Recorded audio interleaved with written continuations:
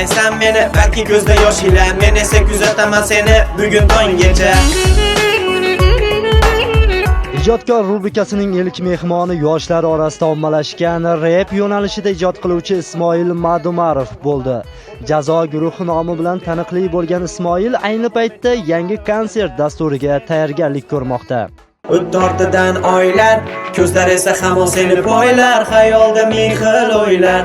O'zining 3-chi yakkaxon konserti arafasida turgan Ismoil haqida bizga nimalar ma'lum?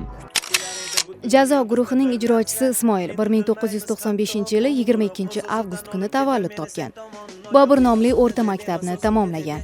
2014 va 2015-yili o'zining yakkaxon konsertini havola etgan. Hobbisi kitob o'qish. Hayotdagi shiori hamma narsa asta-sekinlik bilan rivojlanadi deydi. Jazo guruhi deb aytilganiga qaramay, aslida yakka o'zi ijod qiluvchi Ismoildan buni izohlab berishni so'radik. Oldin endi o'rtoqlarimla maktab davrida birga bo'lganmiz, 3 tamizda. Endi keyinchalik ular o'zim men o'zim qoldim shu. Oldin maktab paytida qo'yilgan edi, endi u nimasini bilmadim. Ya'ni endi hozir bir guruh emasda, meni bilishimcha. O'zim yolg'iz. Ha, lekin jazo guruhi sifatida ijod qilyapman.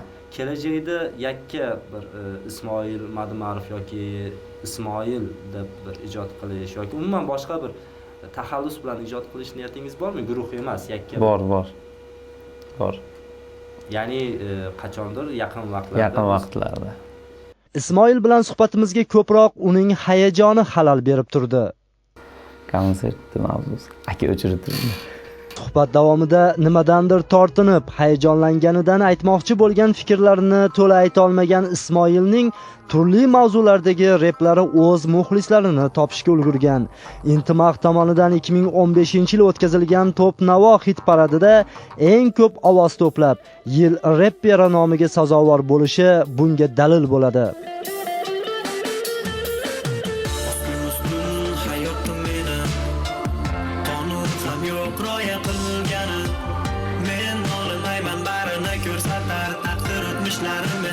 Rep o'zi nima? Rep degani bu yengil-yelpilikmi? Bu savolni Ismoilning deyarli barcha qo'shiqlariga musiqiy sayqal bergan Andi taxallusi bilan ijod qiluvchi Abdurahim Dadajonovga berdik. Buni qulay tomoni, bunda ko'p ham haligi adabiy so'zlar qidirilmaydi, boshqa bo'lmaydi. Shundan foydalangan holda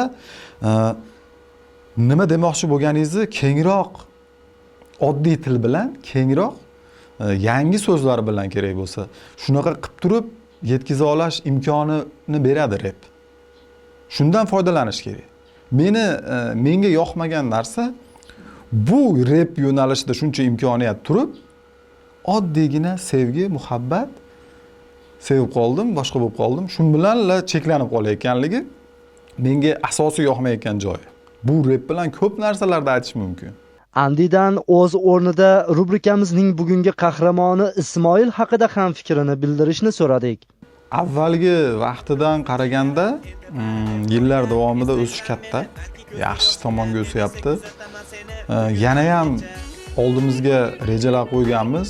Bu yo'nalishda boya aytib o'tganimdek, haligi kichkina doirada emas, boshqa mavzularni ko'paytirib, shunaqa yo'nalishlarni ko'paytirishga harakat qilyapmiz. Hozircha aytmoqchi bo'lganlarimiz shu. Ijodkorlarimizni ilhom parilari bilan yolg'iz qoldirib, xayrlashamiz.